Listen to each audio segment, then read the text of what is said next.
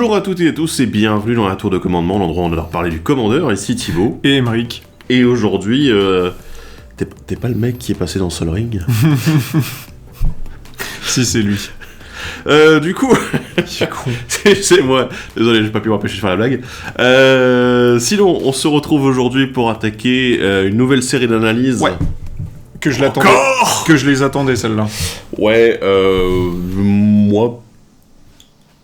Même pas en sachant que, généralement, quand ils font ce genre de produit, ils s'appliquent et c'est bien foutu. En fait, c'est la raison pour laquelle j'attends, et du coup, le truc, c'est que Fallout, voilà, on va parler de Fallout, oui. L'édition... du coup, avec 4 decks Commander, plus quelques cartes exclusives dans les boosters collector, mais c'est des rééditions. C'est des rééditions. Il n'y a pas de carte mécaniquement unique. On va pas en parler globalement de celle-là, voilà, donc, puis bon, voilà, si vous achetez des boosters collector, peut-être que vous tomberez dessus. Mais on va parler des decks, et on va devoir parler un petit peu de l'univers légèrement juste avant. On va pas... Mais avant, vous le savez, il y a la phase de pub. Je vous rappelle, du coup, vous pouvez nous suivre sur les réseaux sociaux, sur Facebook, Twitter et Instagram pour avoir toutes les news de la tour. Et également, allez nous suivre sur Twitch, puisqu'on fait des lives plusieurs fois par semaine. Pour ceux qui se plaignent qu'on fait pas assez de deck tech, en fait, c'est parce qu'elles sont en live, en fait, voilà. Donc, profitez-en. Également, on en profite pour répondre directement à vos questions sur le commandeur en général, sur de l'aide, etc. Donc, n'hésitez pas à les regarder sur Twitch. Et également, vous pouvez retrouver... quand je les publierai, sur la chaîne secondaire, les archives de la tour de commandement, les replays des lives Twitch, donc voilà, profitez-en, et allez également y faire un tour et vous abonner là-bas, s'il vous plaît. Ça me motivera encore plus à mettre les lives là-bas. À se bouger. Voilà. Sinon, on remercie toutes les personnes qui nous soutiennent financièrement sur Tipeee, c'est ultra important pour nous de pouvoir continuer, en fait, à avoir le lieu, avoir le matériel, à payer l'électricité et le chauffage, surtout en ce moment, il caille un peu encore. Voilà. C'est très important pour nous, pour qu'on puisse avoir tout le matériel et tout ce qui nous permet du coup de faire des vidéos pour vous. Voilà. Donc merci aux tipeurs, et si jamais vous souhaitez aussi nous aider ponctuellement ou de manière régulière, n'hésitez pas à aller faire un petit tour sur Tipeee, c'est dans la description de la vidéo, et du coup vous serez vous aussi affiché là, donc voilà. Bon, du coup, on va parler de Fallout. Parlons vite fait de l'univers. Ouais. C'est du post-apo. C'est du post-apo, c'est une uchronie. Ça part déjà d'un principe d'une uchronie où, en gros, si tu veux, tout le monde a son petit réacteur nucléaire. Ouais. Et en gros, il y a un conflit à la con entre les États-Unis et la Chine qui s'ensuit par une guerre nucléaire totale. Et généralement, quand tu commences, j'ai pas joué aux vieux jeux, j'ai joué que aux récents depuis le rachat de Bethesda. J'ai joué aux vieux aussi. Voilà. Moi, j'ai fait que les récents, et en fait, généralement, tu suis les aventures de ce qu'on appelle un Lone Wanderer, donc quelqu'un qui se retrouve là, parce que, et du coup, lui, il se passe des choses. Mais ouais, c'est surtout centré États-Unis. Ouais. Et quasiment chaque opus voit un petit peu différentes régions des États-Unis, et surtout, là, au moment où on tourne cette vidéo, on est à presque un mois, un peu plus d'un mois, de la sortie de la série live-action Fallout.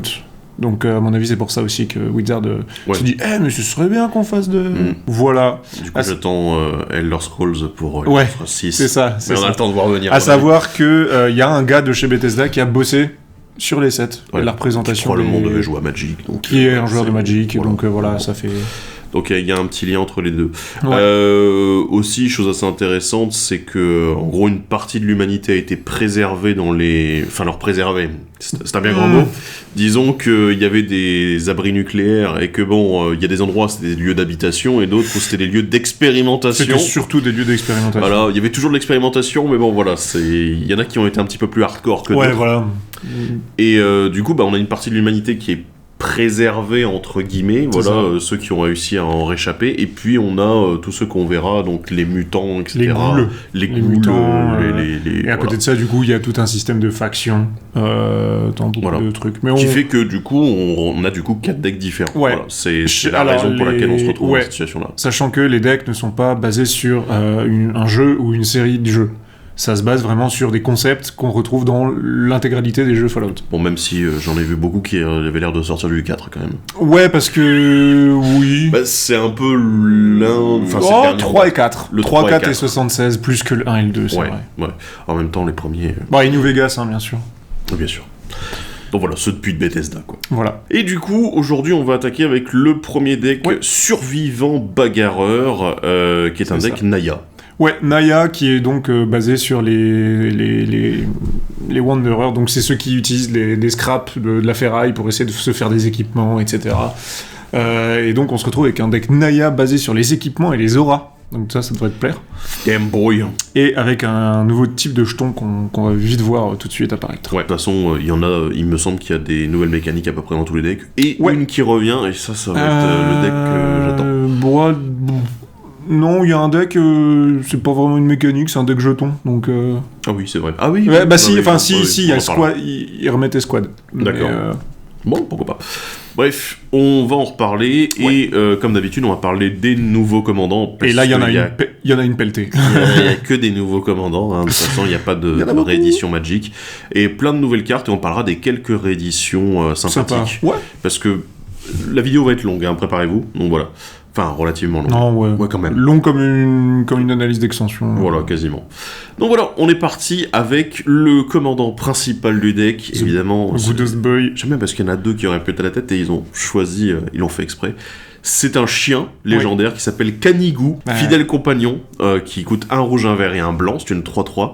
Et quand il arrive sur le champ de bataille, meulez 5 cartes, puis renvoyez une carte d'aura ou d'équipement depuis votre cimetière dans votre main. À chaque fois qu'une créature que vous contrôlez qui est enchantée ou équipée attaque, créez un jeton bric-à-brac. C'est un artefact qui s'engage et se sacrifie pour exiler la carte de la bibliothèque. Vous pouvez jouer cette carte ce tour-ci, l'activer que en rituel.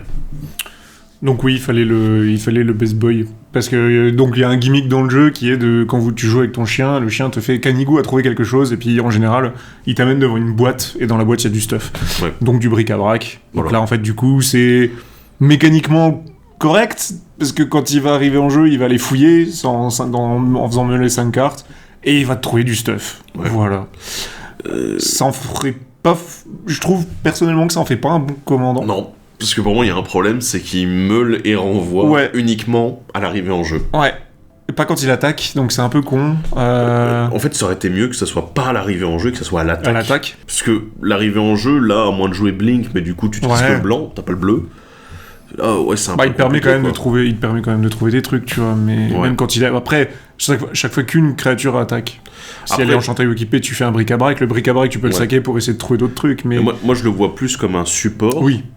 Comme un commandant en fait. Pour moi il est pas assez impactant parce que bon le bric-à-brac c'est sympathique mais derrière en fait moi je vois plus un Naya enchantement équipement un peu alors en plus c'est à chaque fois qu'une créature que vous contrôlez donc du coup ça veut dire que il vaut mieux que t'en aies plus du coup ça me fait presque penser au deck blanc-vert vertu celui de Eldraine et j'étais là mais parce que c'était pareil, c'était un peu go wide enchantement, où tu voulais avoir plusieurs créatures, et là, t'as l'impression de retrouver un peu la même chose.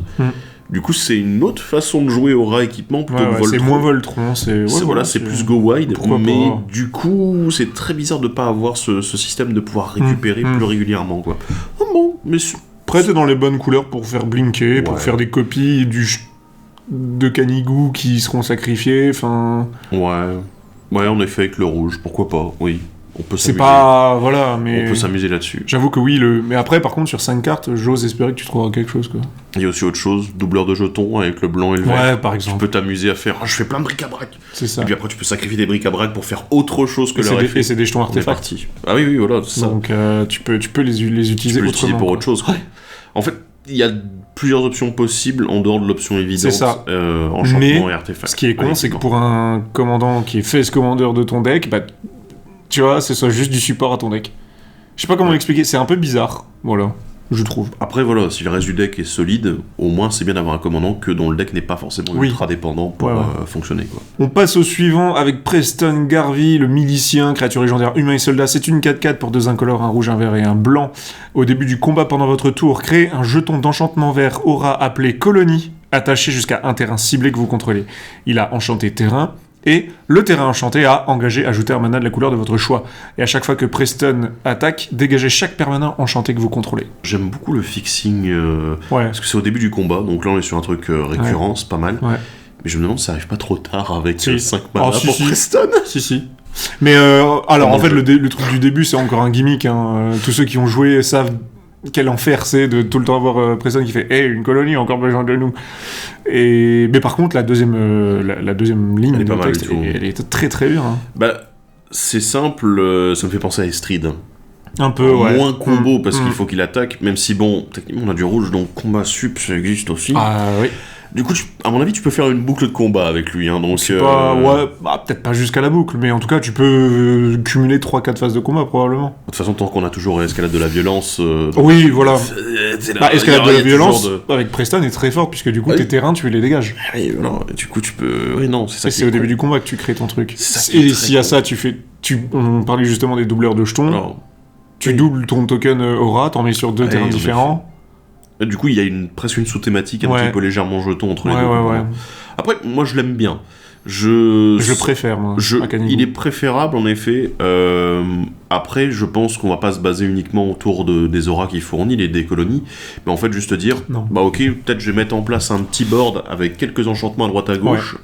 Alors lui il est plus enchantement par contre, il est vraiment enchantement, il est pas équipé. Voilà, t'oublies les côtés artefacts, tu l'oublies. Voilà, mais tu t'enchantes, tu joues vraiment un petit truc enchantement, un petit peu la Uril peut-être, et oui, tu peux mettre Uril dedans, remarque. Tu peux mettre Uril aussi, voilà. Mais du coup tu peux avoir la petite blague de bah vas-y je vais faire un petit board avec quelques petits enchantements à droite à gauche sympathiques. Et puis bah en fait Preston il est là, il va permettre d'attaquer, hop, dégager les permanents, donc donner une pseudo-vigilance, et puis on est bien quoi.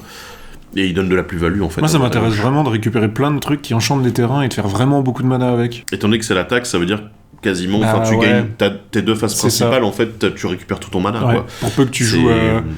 Il y a un enchantement qui disait que tu perds pas ton mana entre les phases. Moi je sais plus comment ça s'appelle. Oui, il y en a quelques-uns qui existent en effet. Mais ouais. Pourquoi pas. Bon, en tout cas il est intéressant. Il est sympathique. Mais pour le moment ce que je vois des 2 face commanders, parce que bon c'est les 2 face... Ouais. Je suis pas non plus en mode oh mon dieu c'est trop fort, c'est dégénéré, mais par contre c'est intéressant dans les deux cas. Pour moi des 4 decks c'est celui qui est le plus générique. On a plein de commandants qui peuvent pas être à la tête du deck, et je pense que j'ai pas toutes les références, hein, largement. J'en ai quelques-unes mais vraiment pas tout non plus. Commençons avec la première, Kate, combattante de la cage. Créature légendaire humain et guerrier, 1-1 pour 2, un rouge et un vert exactement. Tant que c'est votre tour, Kate a l'indestructible. Ok. Chaque fois qu'elle attaque, vous et le joueur défenseur piochez chacun une carte. Ok. Puis vous vous défaussez d'une carte. Ok. Mettez 2 marqueurs +1/+1 sur Kate si vous êtes défaussé de la carte avec la valeur de mana la plus élevée ou qui partage la valeur de mana la plus élevée parmi ces cartes. Ouais, c'est la confrontation, quoi. Sans vraiment en être. Mais en défaussant. Ouais, bon, c'est marrant.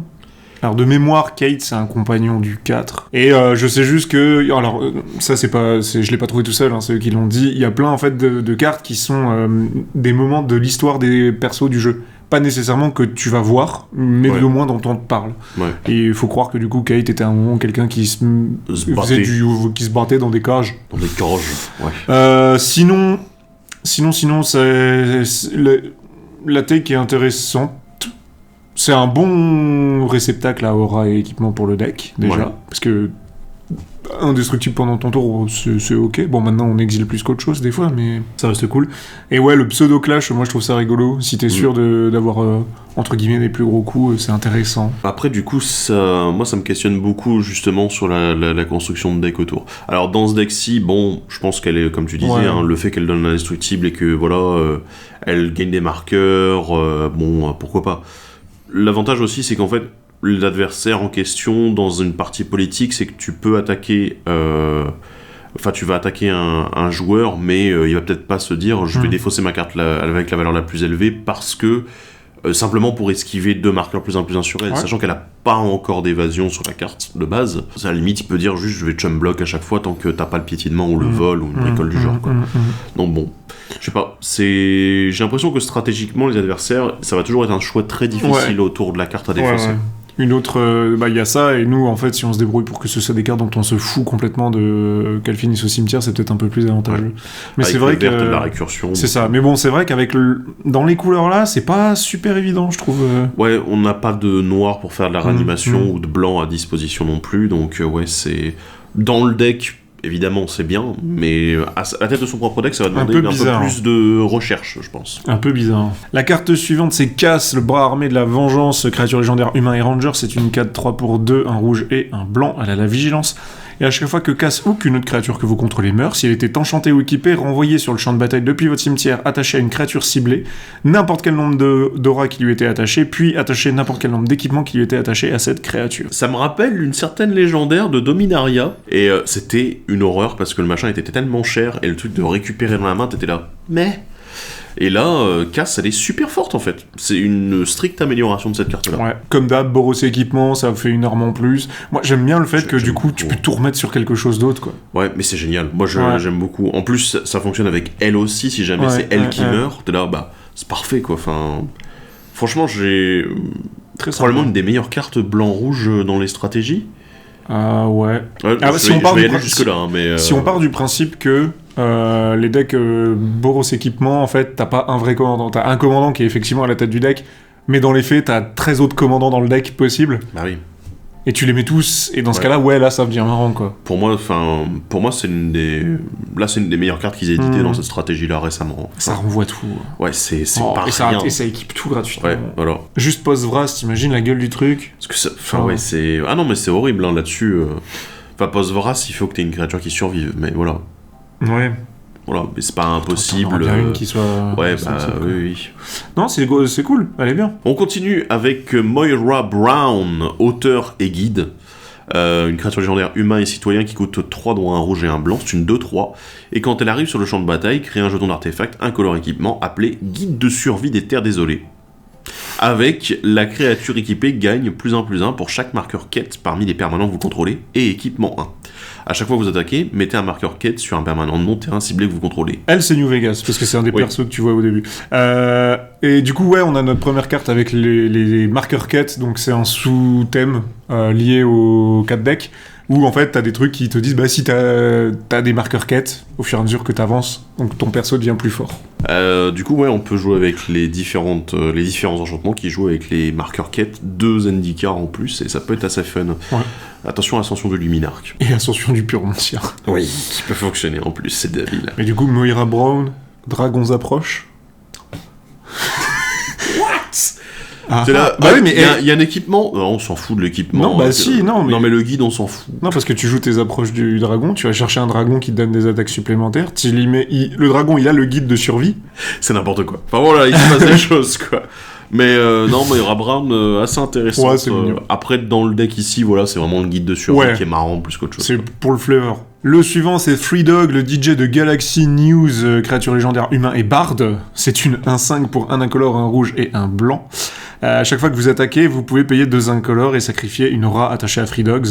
Quand vous sacrifiez une aura de cette manière, pour chaque autre créature attaquante que vous contrôlez, créez un jeton, qui est une copie de cette aura attachée à cette créature. Damn boy. Et en plus, celle-là, ça me rappelle beaucoup Stang.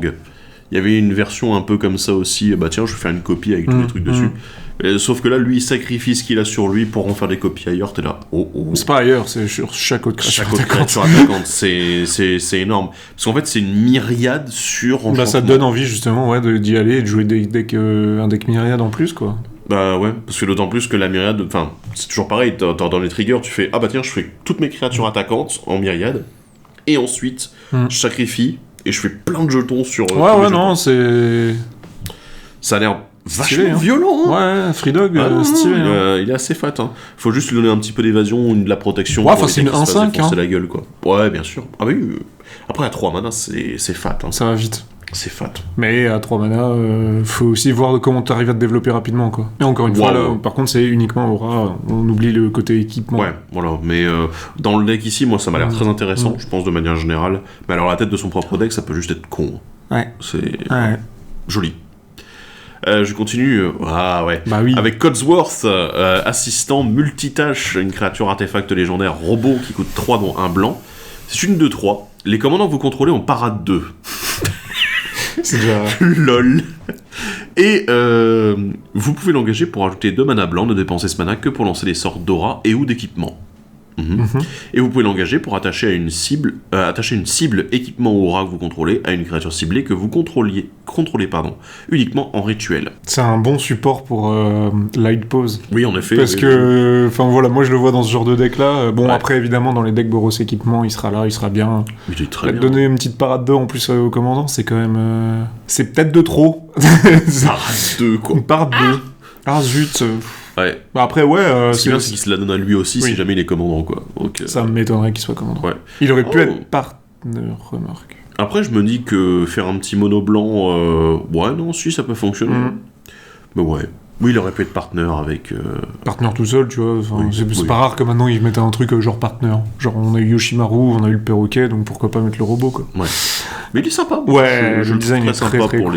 les styles de jeu. Le design est très cool. Le fait de pouvoir aussi rattacher, rééquiper... Juste en l'engageant, c'est quand même... Ouais, c'est efficace. D'autant plus que ce qu'on avait, nous, déjà auparavant, c'était surtout du rattachement... Alors, en capacité activée, je parle pas en capacité déclenchée, du rattachement uniquement d'équipement. Ouais. Rarement, c'est quasiment jamais des auras. Bon, sauf... le Guilmage de Simic faisait ça. Oui, aussi. Mais c'était il y a longtemps. Et c'est absolument pas dans les bonnes couleurs. La carte suivante, c'est la commandante Sophia Daguerre, créature légendaire humain et pilote. C'est une 1-3 pour 3 incolores et un blanc. Elle a le flash et atterrissage en catastrophe. Quand elle arrive sur le champ de bataille, détruisez jusqu'à un permanent légendaire ciblé. Le contrôleur de ce permanent crée un jeton bric-à-brac. Permanent légendaire, bon, bah du coup, ça va être beaucoup de gestion de commandant à l'occasion, quoi. Ouais. Après, ça... bon, ce qui est bien, c'est qu'elle a la flash. Moi, j'aime bien. En fait, la carte, elle est bien designée, il n'y a pas trop d'erreurs. Je trouve que 4, c'est peut-être un petit peu cher, mais bon, voilà. Jamais en zone de commandement, par contre. Ah oui, non, c'est clairement pas un commandant. Ouais. C'est un pilote. C'est un pilote. Oui, ça peut être intéressant, pourquoi pas.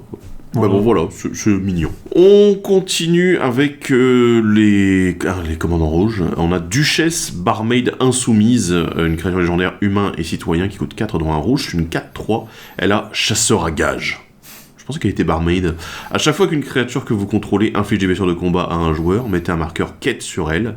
Et pour 1, retirez un marqueur quête d'un permanent que vous contrôlez, créez un jeton bric-à-brac. Voilà, c'est le petit boui-boui. On va pouvoir s'amuser à retirer des trucs, à tenter de retrouver de la value pendant nos tours qui vont être un petit peu longs. Mais ouais, pourquoi pas. Ouais. Moi, je trouve qu'avec Moira, c'est très intéressant à côté. C'est là, tu t'as Duchesse dans le deck. Parce qu'en plus, c'est à chaque fois que c'est la créature en question qui gagne le marqueur quête, t'es là. Si tu vas un petit peu sur un go wide, tu pars en mode ouais, il va se passer des trucs, quoi. Enfin, ça peut être un peu con. Ouais. Puis la plus-value est très intéressante, en effet. Ouais. Le seul truc, c'est que là, si on part que sur Moira, tu vois, on n'a pas les effets qui disent si un marqueur devrait être mis sur un permanent, mettez-en en plus, à part l'Aizel de Commander Legends 2. Ouais, en effet. Après, encore une fois, là, c'est de la création de jetons artefacts quand une créature touche. Donc, du coup, enfin, techniquement. Oui, en décalé, voilà, mais c'est une façon également que tu peux peut-être l'utiliser d'une autre manière, quoi. Probablement. Ouais. Le suivant, c'est Yann le Téméraire, créature légendaire humain et guerrier. C'est une 2-1 pour un incolore et un rouge. À chaque fois que Yann le Téméraire attaque, s'il est modifié, vous pouvez faire qu'il inflige un nombre de blessures égal à sa force, à vous et à n'importe quelle cible. Pardon ? Attends, j'ai bien lu là, hein, à vous. Okay. Il peut te taper aussi, mais en échange, t'es sûr de toucher un autre joueur. Ouais. Ça peut être contournable, je pense. Ouais, oui, il y a des trucs qui protègent, notamment. Il y a un truc qui protège des blessures que tes permanents devraient t'infliger. Une seule carte que je connais. Et j'ai oublié le nom en plus. Voilà. Mais c'est. Non. Je sais pas. Je sais pas. Si ouais, mais tu vois. Il a mettons, t'arrives à le faire monter à 15 de force, un truc comme ça. Tu sais que l'autre est à 30. Ouais. Tu vas-y, je prends 15, mais je te les mets aussi et t'es mort, tu vois. Ouais, en effet. Bon, ouais. Mais ça demande beaucoup de boulot, quoi. Oui. Ok. Pourquoi pas ? Je sais pas, je cherche des trucs. Ouais. Je vois ça. Après, n'importe quel type, tu peux aussi juste enlever un bloqueur, hein, des fois. Ah oui, bien sûr. Est-ce que j'ai envie de prendre autant dans la gueule ? Je suis pas sûr. Ça dépend. Et enfin, on finit avec Véronica, Scribe Dissidente, une créature légendaire humain, artificier et gredin qui coûte 3 dont un rouge, une 3-3 menace. Et quand elle attaque, vous pouvez vous défausser d'une carte. Si vous faites ainsi, piochez une carte. Et à chaque fois que vous vous défaussez d'au moins une carte non-terrain pour la première fois à chaque tour, créez un jeton bric-à-brac. C'est honnête, c'est simple, ça va continuer à te faire fuel, tu remages un truc. Non, ouais, ça va. Ouais, et tu gagnes une impulse droit en plus, quoi. Voilà, c'est ça. Sachant qu'il y a des trucs maintenant qui font que tu peux faire ce remage à chaque tour. Donc tu peux effectivement aussi ensuite créer ton bric-à-brac, donc pourquoi pas, ouais. Non, mignon. Ouais, c'est pas mal. Ouais, c'est voilà. mal. Après, elle coûte que 3, c'est une 3-3 menace, donc elle a déjà de bonnes stats aussi. Ouais. Hein. Et intégrable dans les jeux Madness aussi. Oui, effectivement. Voilà. Donc, bon. Effectivement. Sympa. Ouais.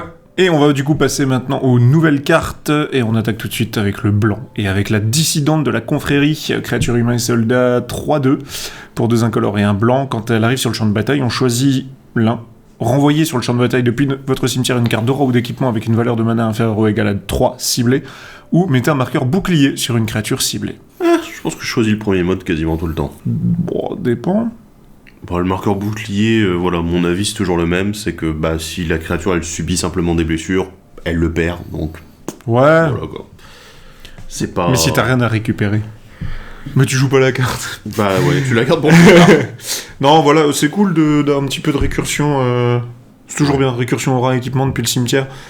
Aura, c'est assez... Enfin, ça arrive souvent qu'elle finisse au cimetière, équipement un peu moins, mais souvent, ça veut dire que les gars sont emmerdés à utiliser un anti-artefact pour casser un équipement. Donc pouvoir le faire revenir, c'est toujours un peu pénible. Bah surtout qu'en plus, là, ça renvoie directement en jeu, ce que je trouve génial. Et parce que ça veut dire, en fait, t'as récupéré ton enchantement, enfin, ton aura ou ton équipement, et t'as un body en plus pour 3 mana. Là, ok, d'accord. Moi, il y a juste un truc en plus, c'est que je me demande s'il n'y a pas des combos possibles quelque part avec cette carte. Avec justement le fait d'avoir une aura qui va peut-être se sacrifier, faire un effet, etc. Je sais pas, je me dis, il va peut-être avoir... Ouais, Blinkin' Bricole, à voir. Donc bon, je me pose la question. En tout cas, elle a une gueule de trucs de pièces à... Oui, effectivement. Ouais, ça ressemble un peu à la pièce à combo, en effet. Ouais. On a également une nouvelle aura. Tiens, quelle surprise dans un deck aura équipement. Idolâtré, qui coûte 2 dont un blanc, c'est une aura qui enchante une créature. La créature enchantée a, à chaque fois que cette créature attaque seule, elle gagne plus X jusqu'à la fin du tour, X étant le nombre de permanents non terrain que vous contrôlez. Elle gagne beaucoup, X égale beaucoup. Les exaltations, c'était pas assez fort. Hein. Fallait vraiment faire mieux. Là, ouais. Oh, et avec le deck qu'on vient d'avoir, là, avec les indices. Ouais, non, c'est assez con. Bah... En fait, ce qui est stupide en plus, c'est que comme c'est tous les permanents non terrain, ça veut dire que les auras et les équipements qui sont dans le deck comptent également, et les jetons faits par les bric-à-brac. C'est stupide. Les bric-à-brac et les colonies, en fait, faits par la... Oh là là. Ah ouais. Et ça coûte que 2. Hein. Ouais. Ça coûte que 2. Après, c'est juste un c'est boost. flat. Et il faut qu'elle attaque seule.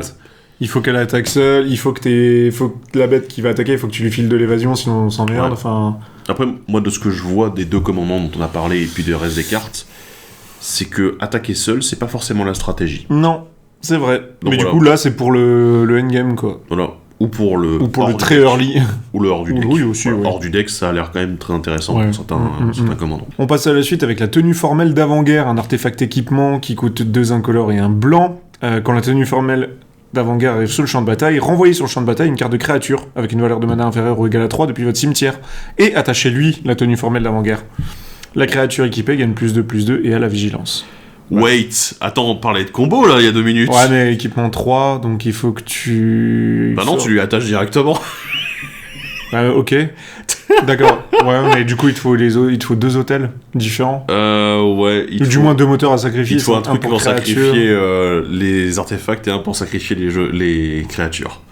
Oh la vache. Ouais, et encore, hein, le timing, il est... Si, il est bon. Ah si, tu le sacrifies l'autre en réponse. Wait. Attends, mais...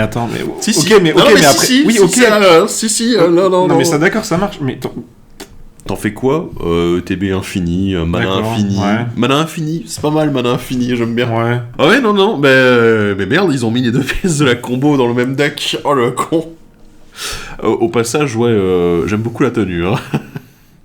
Bah ça fait partie du charme du jeu aussi, tu sais, c'est des fois tu trouves des vieux... vieux trucs. Ouais, il y a toute une partie, moi je sais que j'aime bien jouer, il y a toute une partie qui est dans la ville, dans Boston, où genre je me trimballe que avec un imperméable et un chapeau. Et j'ai pas d'équipement, tu vois. Sinon, honnêtement, la carte pour la réanimation, en dehors de la combo qu'on a avec Dissident de la confrérie, potentiellement, moi, ce que je vois, c'est de la réanimation, encore une fois, très intéressant. Et du coup, là, c'est l'autre partie, en fait, littéralement. Et surtout, plus de vigilance, c'est bien. Ouais. C'est des bonnes stats, voilà. Oui. Donc, ouais, ça fonctionne plutôt pas mal. Puis bon, t'as des commandants et des cartes très impactantes pour la stratégie équipement qui valent 3 au moins. Donc du coup, tu sais que tu vas pouvoir les récupérer, quoi. Donc voilà, je pense à Paladin de Puracier, par exemple, qui coûte 2, c'est parfait, quoi. C'est ce genre de choses. On continue avec l'abri 101, fête d'anniversaire. Ça me rappelle quelque chose, ça. C'est une saga qui coûte 4, dont un blanc. Le premier chapitre, crée un jeton de créature 1-1 blanche, humain et soldat avec un jeton nourriture. Et chapitres 2 et 3, vous pouvez mettre sur le champ de bataille une carte d'aura ou d'équipement depuis votre main ou de votre cimetière. Si un équipement est mis sur le champ de bataille de cette manière, vous pouvez l'attacher à une créature que vous contrôlez. C'est fat, je trouve, quand même. Alors, pour info, pour représenter les abris qui sont les trucs un petit peu quand même vachement iconiques de Fallout, ils ont fait des sagas. Et chaque saga, c'est un abri et ce qui s'y passe. Et donc ça, c'est au début du 3. Oui, c'est le début du 3. Ouais, c'est comme ça que tu deviens... Enfin, que tu te fais péter la gueule ou que tu pètes la gueule à un gamin, je crois. Ouais, non, tu te fais bully à la base par un gamin. Et on t'offre aussi le pistolet à bouchon. Ouais. Pour tuer des cafards. C'est ça. Voilà, donc du coup, on est sur un truc un peu thématique. Le premier, à la limite, on s'en fout, quoi. Ah bah clairement, la première partie, c'est juste du lore. Ouais. Par contre, le deuxième et le troisième chapitre, c'est un peu fat. Parce que c'est n'importe quel aura ou équipement que tu mets en jeu, donc aucune restriction de coût, et tu l'attaches. T'es là, mais du coup, toutes les cartes qui sont chères en termes d'équipement ou qui sont chères en termes de simplement de lancer, bah tu t'en fous en fait, ça va passer outre. Donc celle-là elle est géniale là-dessus. La carte suivante, c'est Mutation acquise, c'est une enchantement aura pour 2 incolores et 1 rouge, enchanté créature, la créature enchantée gagne +2/+2 et est incitée. Et à chaque fois que la créature enchantée attaque, le joueur défenseur gagne 2 marqueurs radiation. Et ils ont pas précisé ce que c'était les marqueurs radiation. Ouais, du coup on va vous le lire. Voilà. Le marqueur radiation, c'est un nouveau type de marqueur qui est comme le marqueur poison, marqueur expérience, donc on les donne à des joueurs, on peut proliférer dessus. Et ça dit que au début de la première étape principale, si vous avez n'importe quel nombre de marqueurs radiation, on se meule d'autant de cartes, puis pour chaque carte non-terrain meulée de cette manière, on perd 1 point de vie et on perd un marqueur radiation. Donc ça ne reste pas. Ça diminue. Ça diminue au fur et à mesure pour chaque carte non-terrain mêlée, mais par contre on perd 1 point de vie en même temps. Ouais. Bon, bah, j'adore l'illustration. Ouais, c'est une sacrée référence, en effet, Et non pas Fallout, pour le coup. +2/+2 incité. Encore un autre truc qui permet de... Ça commence à faire beaucoup de marqueurs d'incitation. Ah ouais, d'aura d'incitation, il y en a pas mal. Mais c'est bien. C'est au moins comme ça, la stratégie, elle se développe d'une certaine façon. Les marqueurs radiation, ça va plus être gênant pour les adversaires, mais c'est gênant un petit peu comme une petite picouse, et puis voilà, quoi. Quand on a 1 ou 2, oui. Ouais, quand tu commences quand on cumule 7 ou 8, ça devient un peu chiant, quoi. Oui, c'est sûr. Comme dans le jeu, finalement. Comme dans le jeu. Donc ça, c'est assez bien représenté. Non, mais ça fonctionne pas mal. Après, voilà, vous allez pas vous mettre à jouer meule parce que vous avez mis les marqueurs radiation avec cet enchantement-là. D'autant plus que c'est pas la stratégie du deck. Non, de toute façon, c'est le joueur défenseur qui les gagne. Donc, oui, en plus. On continue avec une nouvelle créature humain éclaireur qui s'appelle le Caravanier Écarlate, qui coûte 3, dont un rouge, c'est une 1/2, double initiative piétinement. Et à chaque fois que le caravanier inflige des blessures de combat à un joueur, crée un jeton bric-à-brac. Ouais. C'est un bon réceptacle aux auras et enchantements qu'on va pouvoir trouver. Ah oui. Tu vois, par exemple, tu lui mets idolâtré à elle. Oui. Donc voilà, Après, de manière générale, c'est un bon réceptacle c'est même pour très Voltron, en fait. Ouais, c'est même très fort, Double init de piète. Pour 3 seulement. Parce que d'habitude, c'est des créatures qui ont des stats. Bah, c'est rare qu'on ait les deux ensemble. Ouais. Déjà, c'est très rare qu'on ait les deux ensemble. Mais ouais. Ou alors quand on les a, elles ont vraiment pas de bonnes stats. Là, bon, c'est que 1/2, mais elles coûtent que 3, donc en fait, ça va. Non, elle est... Tu mets un tout ce qui brille dessus, en plus. Très elle correct. touche une fois, bam, vas-y, elle gagne un... Tout ce qui brille et idolâtré. Et idolâtré. Waouh. Moi, j'y tiens, ça. Ouais. Non, mais ça a l'air pas mal du tout. En fait, c'est un bon réceptacle à Voltron en non légendaire, ce qui est intéressant, du coup. On continue avec Tueur en série. C'est encore une aura qui coûte 4 et un rouge à la morbidité. Donc ce sort coûte 3 de moins à lancer si une créature est morte ce tour-ci. Enchanté créature. Et quand le tueur en série arrive sur le champ de bataille, dégagez chaque créature que vous contrôlez. Si c'est votre phase principale, il y a une phase de combat supplémentaire après cette phase. La créature enchantée gagne +2/+2 et a la célérité. LOL. Du coup, c'est une référence au type de personnage que tu peux devenir et les skills que tu gagnes avec. C'est là. Et du coup, il y en a un, c'est tueur en série. Voilà. Ouais. Je trouve ça drôle. C'est très drôle. L'illustration est ultra austère. Par contre, c'est genre, allez, vas-y. C'est la réalité dans ta gueule, quoi. Je suis en train de courir, j'ai descendu 2 mecs. Ce qui arrive aussi dans le jeu, hein, pour de vrai. Donc, ouais. Sinon, la carte, What c'est une phase de combat supplémentaire, c'est stupide, quoi. Enfin, ouais. Sur une aura. Sur une aura, et qui donne en plus +2 et célérité à la créature. Ouais. Et qui peut coûter que 2. Quand même. Qui peut coûter que 2. Stupide. Non, c'est très très bien. On continue avec Junk Jet, un artefact équipement qui coûte 2 dont 1 rouge. Quand il arrive sur le champ de bataille, crée un jeton bric-à-brac. Et pour 3, en sacrifiant un autre artefact, doubler la force de la créature équipée jusqu'à la fin du tour, avec équipement 1. C'est tellement bon. Ouais, c'est pas mal. Oh, si, dans ton optique Voltron, je trouve ça vraiment très fort. Ouais, puis ça donne une autre utilisation au bric-à-brac. Ouais. Après, voilà, c'est quand même 3 mana en plus. C'est pas... Ouais, mais c'est jouable. Mais il s'équipe facilement, il est pas cher, donc bon, ouais. La carte suivante, et c'est un moment très connu dans les jeux, le destin de Mégaton. C'est un rituel qui coûte 5 et 1 rouge. Choisissez l'un, désarmement, détruisez un artefact ciblé et créez 4 jetons trésors, ou détonation. Le destin de Mégaton inflige 8 blessures à chaque créature, chaque joueur gagne 4 marqueurs radiation. Ça c'est le 3. Ouais, c'est au début du 3, c'est quasiment la première ville que tu rencontres en sortant, et en fait, en gros, au milieu de la ville, il y a une bombe, et il y a tout un arc de quête qui finit par soit on active la bombe, soit on la désarme. Voilà. Soit tu détruis la ville, soit Moi je crois que je l'ai détruite, il me semble. Pas mal du tout. Cher pour le côté désarmement. Péter un artefact et gagner 4 jetons trésors, ça reste un sort à 2, mais le problème c'est qu'en rituel... Bah en fait t'as mieux, quoi. Voilà, c'est ça. Ouais. Détonation, c'est bien pour 6, mettre 8. Ouais. Et ça file des marqueurs radiation, donc pourquoi pas. Ouais. Ce qui est chiant, c'est que ça les met à toi aussi. Ouais. Alors que pourtant, dans le jeu, t'es pas dans l'explosion, hein, mais bon. C'est vrai. C'est ça, hein, ils auraient pu mettre 8 blessures à chaque créature adverse, et à chaque adversaire, les radiations, c'est tout. Par contre, souvent, normalement, si t'as bien joué ton jeu, toi, 8 blessures à chaque créature, t'as quand même 1 ou 2 bêtes qui survivent. Normalement, mais bon. Ouais, donc la carte, elle est flashy, mais finalement, elle est pas... Non, elle est pas si ouf, hein. Elle est ultra flavor, mais... Ouais, il y a peut-être un petit problème de coût, je pense. Elle est peut-être un peu trop chère. Yes. Elle aurait coûté 1 de moins. Eh ben, on continue avec l'abri 21, Paris de la Maison. C'était une enchantement saga, bien évidemment, qui coûte 2 dont 1 rouge. Le premier et le deuxième chapitre vous font défausser une carte puis piocher une carte, et le troisième révéler jusqu'à 5 cartes de non-terrain de votre main. Pour chacune de ces cartes qui a la même valeur de mana qu'une autre carte révélée de cette manière, créez un jeton trésor. Ça peut être très fort. Ouais, bah d'autant plus qu'il y a quand même pas mal de cartes en termes d'équipement et tout, tu vas souvent avoir les mêmes coups en fait qui reviennent. Hein, donc, Non, ouais, c'est sympa, ça coûte que 2, ça te permet de faire un petit peu de sélection en début de partie, moi j'aime bien. Le troisième, à la limite, tu peux peut-être faire 1 ou 2 trésors, grand max, quoi. Mais bon, pour une saga à 2, c'est vrai que c'est assez... Pour une saga à 2, c'est ça aussi qu'il faut se rendre compte, c'est que ça coûte que 2, donc c'est plutôt cool. Ouais.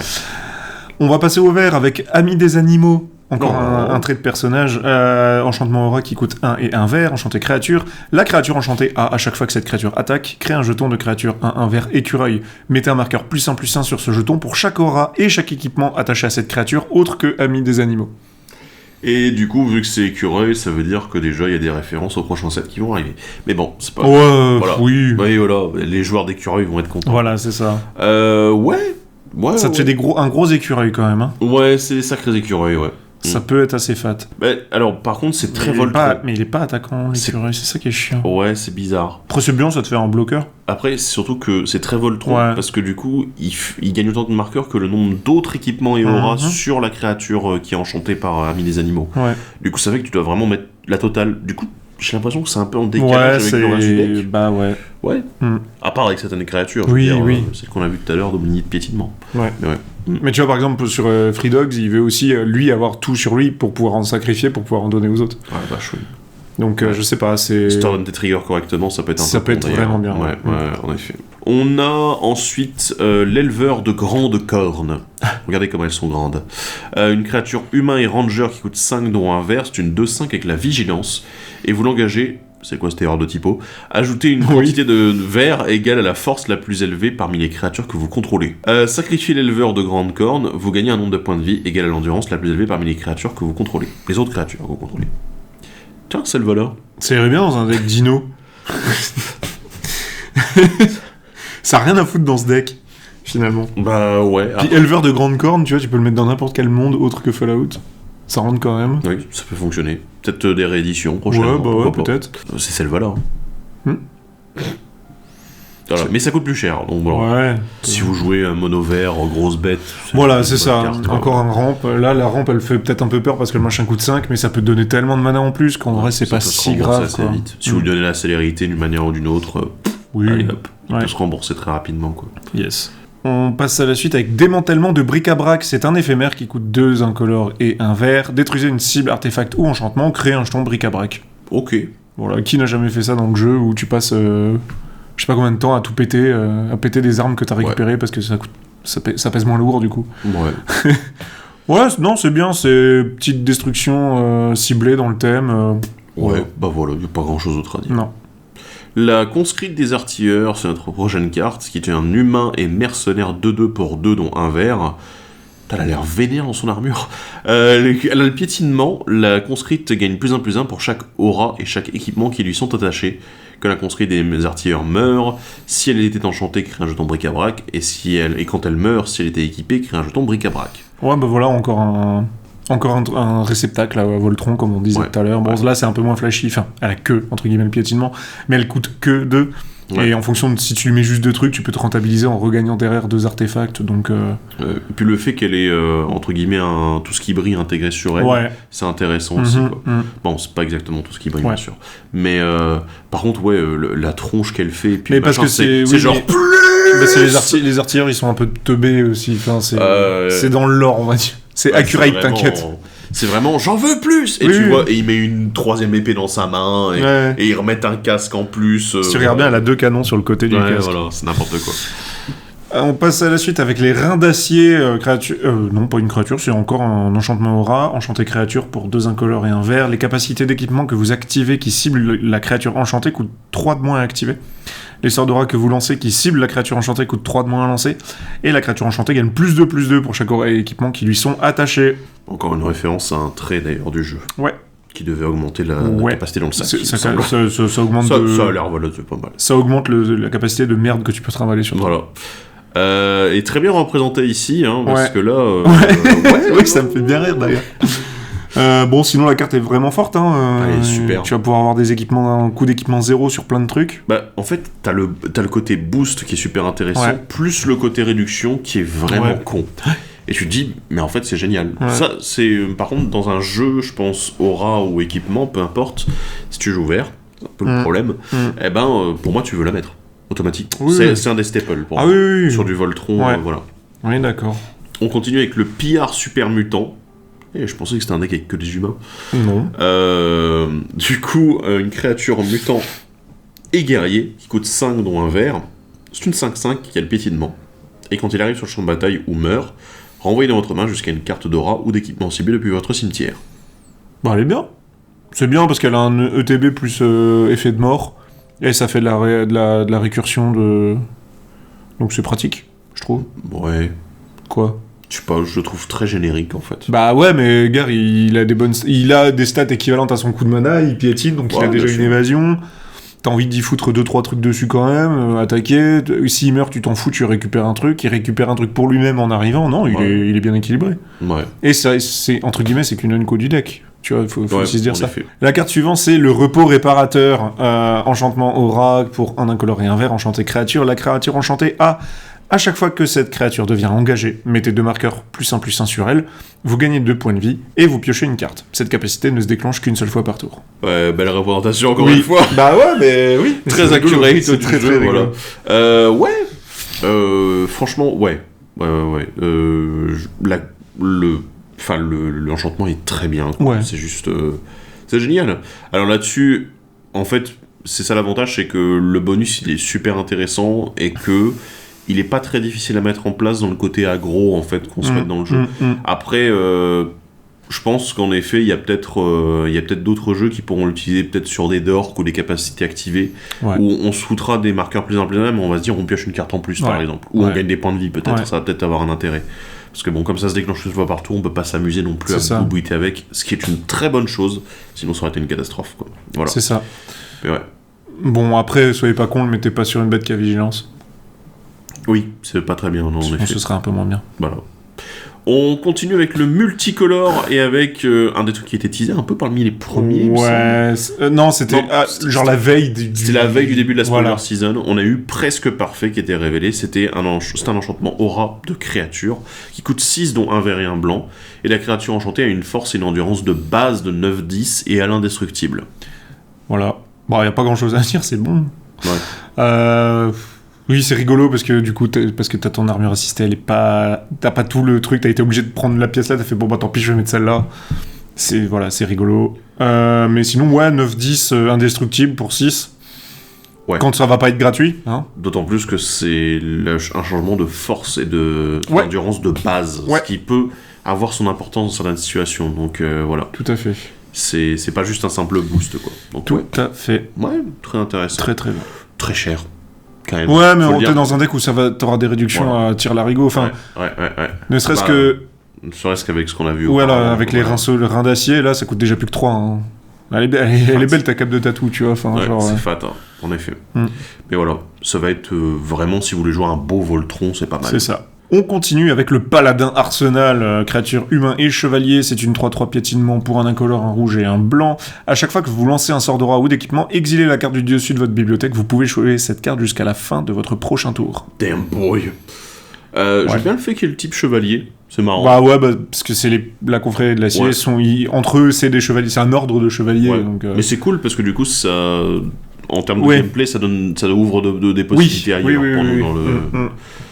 Donc ouais, génial, je veux dire, bon, c'est une 3-3 piétinement, donc encore une fois de l'évasion, bon du coup intéressant à équiper, à enchanter, et surtout, donner de l'impulse draw chaque fois que tu lances un éphémère, une aura ou un équipement, ça fait penser beaucoup à SRAM, dans le même genre, qui fait piocher là-dessus. Ouais.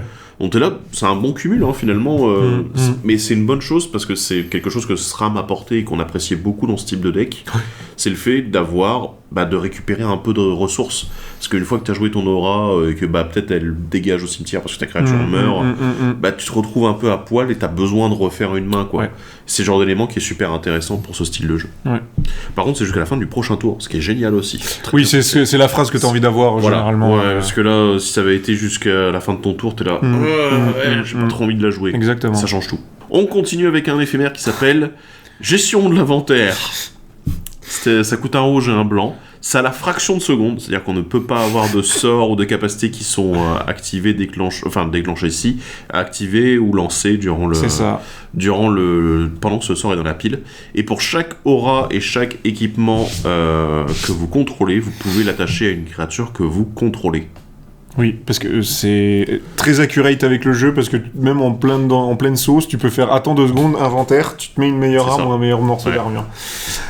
C'est très bien, dis. Tu peux switcher. Dis donc, je vais t'attaquer avec mon gros truc. Très bien, je vais utiliser cet anti-bet. Et tu déplaces tout sur un autre truc. Très cool. C'est très intéressant. Moi, y a pas grand chose à dire parce que la carte est bien foutue en fait. Fat et 2 mana, c'est vraiment pas cher. Ouais. Ils auraient pu en rajouter 2 de plus, ça aurait déjà été intéressant. Clairement. Là, on va passer aux artefacts et on commence avec la figurine d'agilité. C'est un artefact figurine qui coûte 3 incolores. On peut l'engager pour ajouter un mana de la couleur de notre choix. Et pour 3 incolores, engager jusqu'à X créatures ciblées que vous contrôlez acquièrent chacune la célérité jusqu'à la fin du tour et ne peuvent pas être bloquées ce tour-ci, excepté par des créatures avec la célérité. X étant le nombre de figurines que vous contrôlez au moment où vous activez cette capacité. Bon, le côté caillou... Ça va, toujours pareil, 3 pour n'importe quelle couleur, ok, c'est du standard. La célérité pour 3 en l'engageant, Et un bloquable sauf par la célérité. Ouais, et un bloquable sauf par la célérité, ça change beaucoup de choses. Voilà. Et si on a plusieurs figurines, ça peut être intéressant, mais alors là, l'avenir va me dire... Il y en a une autre. Ah oui, ok, d'accord. Et ça fait évidemment référence à toutes les statistiques du jeu. C'est ça, et donc il y en a 9, comme dans le jeu, à récupérer. Ouais. Mais voilà, c'est... Ouais, c'est sympa en tout cas, ça te permettra de faire passer un peu soit parce que t'as un effet qui est con et qui dit du coup je vais pouvoir mettre plein de trucs dessus dès qu'il arrive en jeu, mais c'est chiant, il a pas la célérité, là pour 3 il peut l'avoir. Ouais. Et avec quasiment une obligation de passer. Soit juste tu files la célérité un truc quoi, c'est tout. Ouais, tout simplement. On continue les artefacts avec Mr. Gutsy, une créature artefact robot et soldat, qui coûte 2. C'est une 1-1. À chaque fois que vous lancez un sort d'aura ou d'équipement, mettez un marqueur plus en plus 1 sur Mr. Gutsy. Et quand il meurt, créez X jetons de bric-à-brac, listant le nombre de marqueurs +1/+1 sur lui. Ouais. Bon, encore un bon réceptacle. Enfin, moi, j'aurais tendance à bien vouloir lui mettre 2-3 auras ou équipements dessus. Hein. Ouais, même si ça... Ouais, mais il se grossit, donc en vrai, c'est plutôt cool. Ouais. Il coûte que 2. De toute façon, tu sens le côté... Lui, ça peut être un bon Voltron, en fait, aussi. Ouais, c'est en mode, il grossit encore plus sur les auras équipements. T'es là, oui, ça fonctionne bien, quoi. La carte suivante, c'est la figurine de perception, artefact figurine. Toujours pareil, ça coûte 3 incolores et on peut l'engager pour ajouter un mana de la couleur de notre choix. Et pour 3, on l'engage. Regardez les X cartes du dessus de votre bibliothèque, X étant le nombre de figurines que vous contrôlez. Vous pouvez lancer un sort avec une valeur de mana inférieure ou égale à 3 par miel sans payer son coût de mana. Mettez le reste au-dessous dans un ordre aléatoire. Un scry avec gros boost ou quoi, donc ouais. Inférieur ou égal à 3, ouais, c'est... Okay. De ce qu'on a vu, il y a quand même beaucoup de cartes. Le deck fonctionne beaucoup autour, mais ça sera pas utilisable dans tous les decks, c'est sûr. Voilà, si vous voulez l'utiliser ailleurs, ça va être plus compliqué, je pense. Ouais. Mais encore une fois, vu que t'as que 2 figurines dans le deck, au mieux tu feras regarder 2 cartes, quoi. C'est un peu léger, je trouve, quand même. Ouais. C'est un peu léger. On continue avec le Pip-Boy 3000. Oui.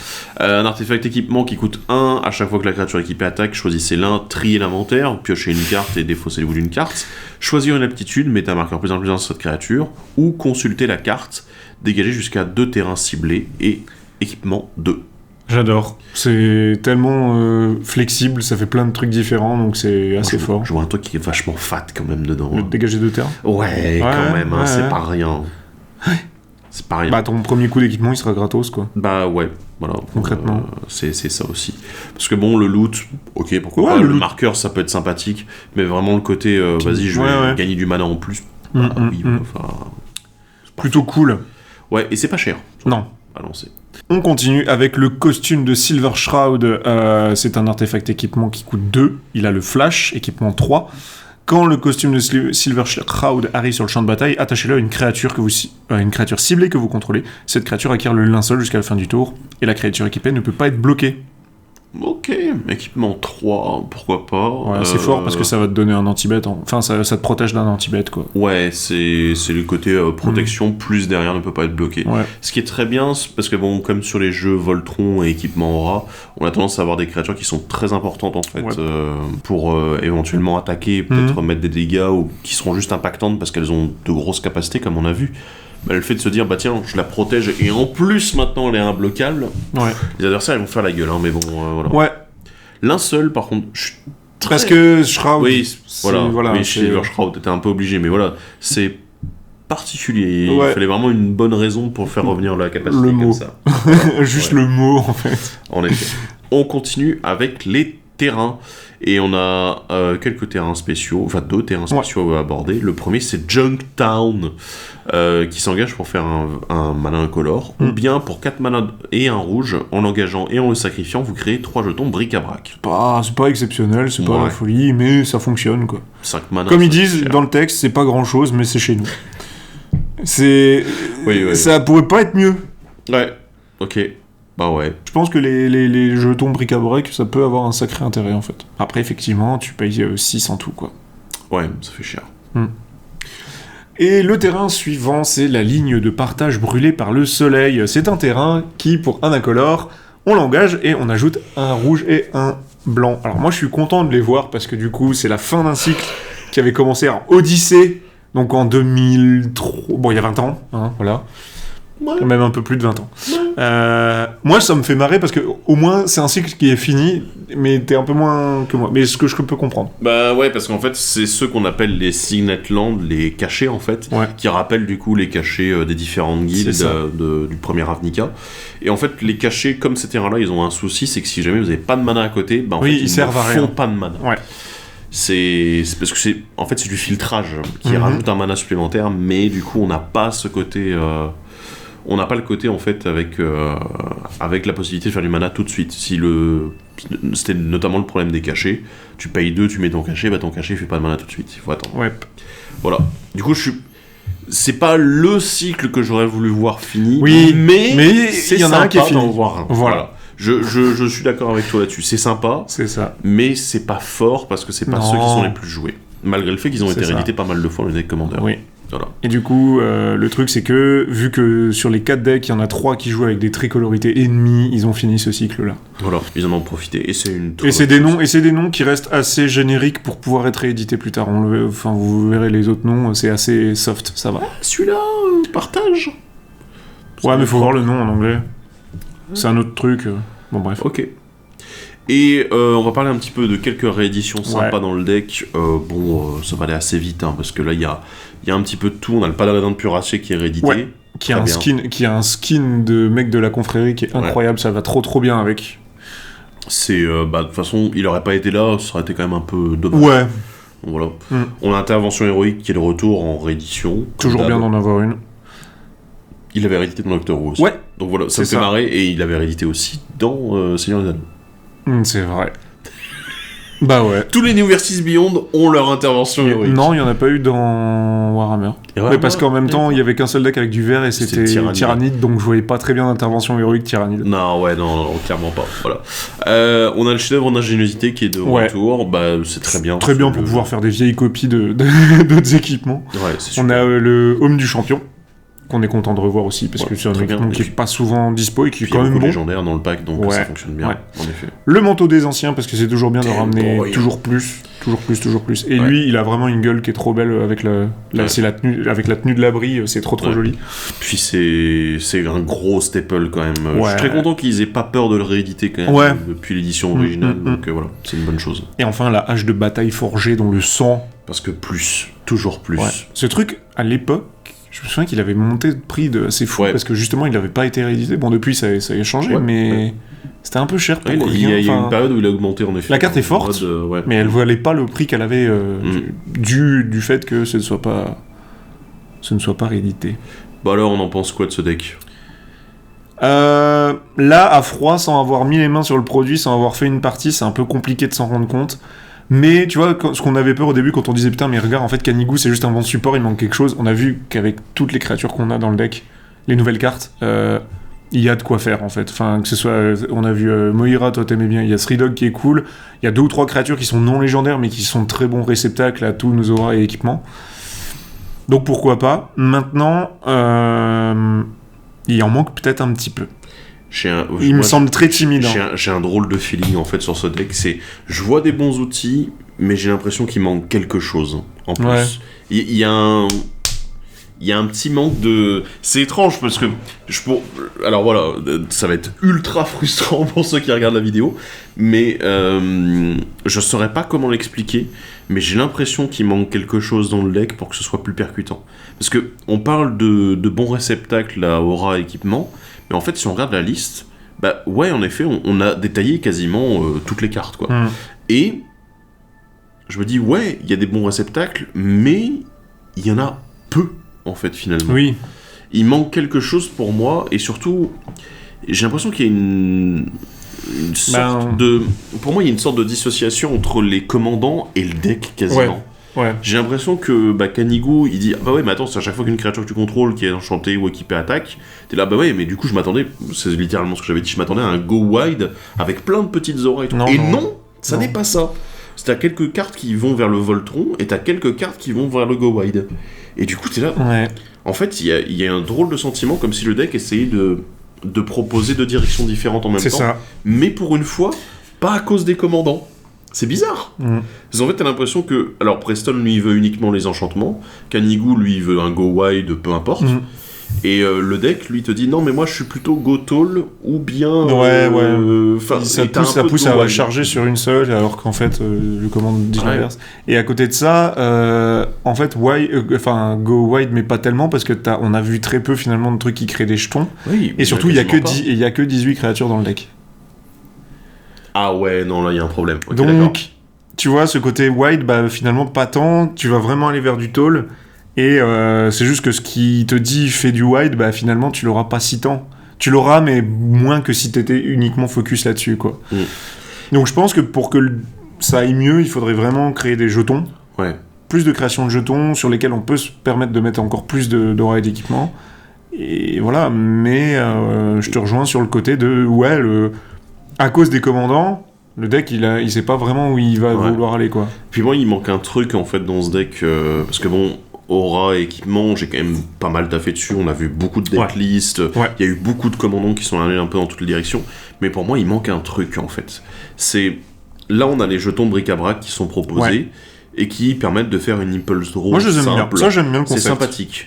Mais le problème, c'est qu'en fait, aujourd'hui, quand tu regardes dans les jeux aura et équipement, il y a des choses qui nous permettent d'aller récupérer plus facilement, en fait, les auras et les équipements qu'on veut. Je pense par exemple aussi à la Skyhunter. C'est avec la sélection. Tu vas regarder X cartes de ta bibliothèque et t'en mets une en jeu. T'es là, c'est super fort. Et c'est le genre d'effet en fait qui manque là, je trouve. De dire un peu de filtrage parce que ton impulse draw de bric-à-brac, elle peut être sympa, mais tu vas devoir faire attention au moment où tu l'utilises parce que t'as pas de contrôle dessus de la bibliothèque avec ça. Et surtout, je vais être très con. Très con. Plus que d'habitude. Mais en fait, encore plus que d'habitude. Mais en gros, ce que je trouve dommage, c'est qu'il n'y ait pas un autre moyen de les utiliser dans le deck, les bric-à-brac. On en a très peu. On a un truc qui fait référence à un moment. Et c'est le junk jet. Voilà. Mais c'est vrai que sinon... t'as un peu de synergie quand même, mais c'est vrai que t'as pas... en fait, c'est con, mais il n'y a pas de blindage crânien tiers. Ouais, voilà. On a quand même 2-3 trucs. Il y a un tout ce qui brille dans le deck, tu vois. Donc il y a quand même des trucs. Mais effectivement, t'as pas un truc qui te dit... ou un truc tout con, on a eu des cartes qui disent... les indices deviennent des équipements, les trésors deviennent des équipements. Pourquoi est-ce qu'on n'a pas un truc qui disait, tant que tu contrôles telle créature, le bric-à-brac peut être un équipement? Ah oui, c'est con, pourquoi est-ce que c'est pas comme ça? Voilà. Parce que là, ça aurait été très bien, en fait. Là, dans ce cas-là, je dis oui, pareil, tu vois, enfin, ça me... je suis d'accord avec toi, je pense que en jouant, encore une fois, on dit ça, on n'a pas foutu les mains dans le truc, quoi. Ça se trouve, on dit n'importe quoi depuis 3 minutes, mais c'est pas grave. Ils ont l'habitude de nous entendre dire n'importe quoi. Mais ce que je veux dire, c'est que si ça se trouve, effectivement, tu vas faire ta game, tu vas te retrouver avec 15 bric-à-brac, et tu fais, vas-y, je vais en péter 1 ou 2 par tour pour essayer de voir si je peux pas avoir plus de trucs, quoi. Voilà. J'ai un drôle de feeling. Après, par contre, quand on regarde les commandants, moi je trouve qu'ils sont tous très intéressants dans leur style. Ils ont vraiment quelque chose. Bon, à part peut-être les monocolores qui sont un petit peu moyen. Tu veux pas jouer Yann? Non, je veux pas jouer Yann. Par contre, je trouve que tous les multicolores, honnêtement, ils ont leur truc. Ils ont un truc. On a Code Wars parce que. Code Wars, voilà. Code Wars, c'est le bébé. Voilà. Et puis, il y a pas mal de choses intéressantes. Et du coup, eux, ils m'inspirent. Mais le reste du deck, j'ai l'impression d'avoir un truc très presque timide d'une certaine façon. C'est assez étrange. Ils ont peut-être pas non plus voulu le faire trop, parce que en fait Voltron c'est pas non plus c'est un truc qui selon moi est trop facilement cassé, mais qui est aussi trop facilement cassable. Non, mais justement il y a énormément de protection là-dessus. Mais du coup, c'est pour ça que c'est peut-être pour ça que pour toi tu le sens timide, parce qu'on a l'habitude de voir des Voltrons qui font vas-y rien à foutre, je fonce tout droit, et là ils ont voulu la jouer un peu plus safe, tu vois, sans être comme le deck de Eldraine qui au final était bon. Là ils ont essayé d'amener un autre truc, je sais pas.